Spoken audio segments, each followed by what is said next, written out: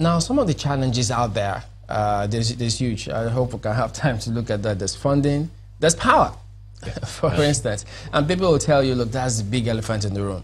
How is local content adapting? Because if we have that huge challenge about power supply, how are you able to implement this so that local content can develop? Indeed, it's a challenge. Let me just address the funding bit first before I get to power. One of the bane of local content implementation, of course, is funding, because every company, every contractor or international company wants to get the service at the cheapest rate.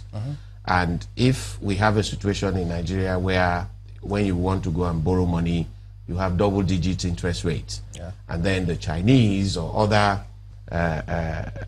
people outside the other countries in the world can borrow at single-digit interest rate, it's difficult to compete.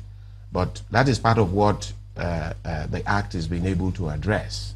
And today, as I speak, we've made available substantial funding in the sector to support the local businesses at single-digit interest rate, 8% fixed for 5 years, $10 million single obligor limit, and it is easy to access so long as you're a contributor to the fund.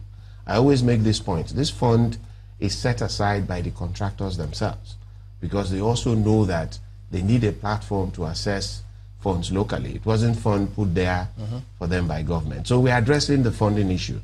In terms of the power issue, I think government is working very hard to deal with that issue. Don't forget, we are coming from a very deep pit, and it will take time for us to climb out of it.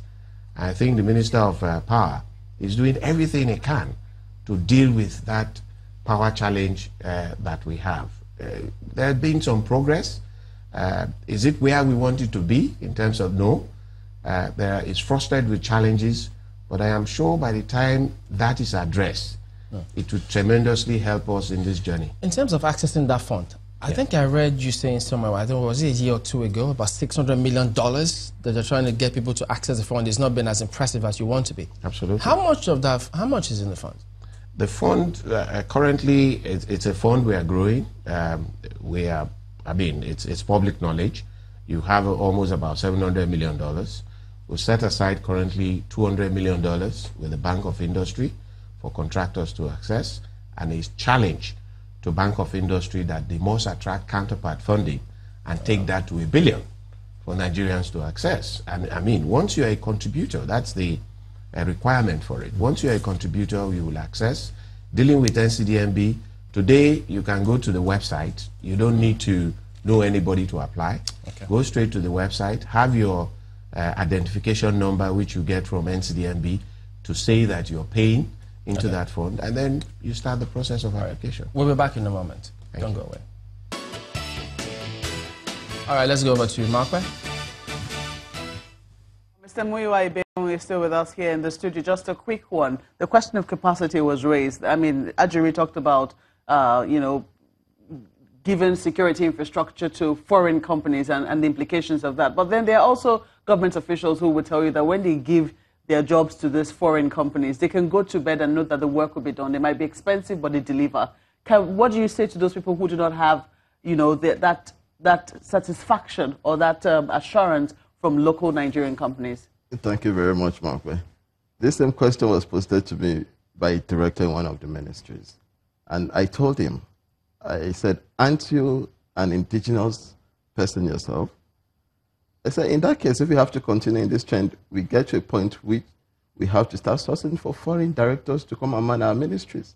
It's a fine place to live. I definitely will know that people will not like foreign directors in this country. But we have to thank you most kindly for coming on Sunrise Daily. Mr. Muyiwa Ibeun is the General Secretary of the National Association, beg your pardon, I'll get that for you now, the General Association of Indigenous Construction Contractors of Nigeria. Well, that will be all from us here in Abuja.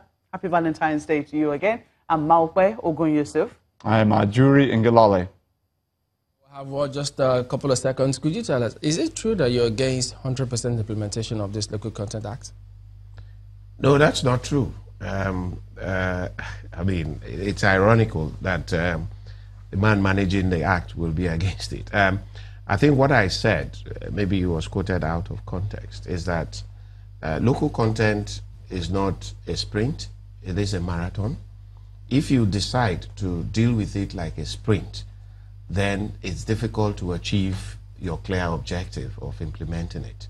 But you have to take it over time. A simple example is, in the Act itself, it says all steel products have to be purchased in country. But you and I know that that is not possible.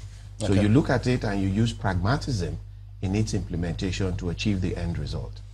All right, Simbi Wabote is an engineer. He's also the Executive Secretary of Nigeria Content Development and Monitoring Board. Interesting conversation. Thank you for coming on this morning, and we wish you all the best. Thank you. And that's the show as well today from Lagos. So thank you for watching. We'll see you tomorrow. I'm Chamberlain Osol. I'm Gimba Umar. And I'm Neo Taigwe. Happy Valentine's Day.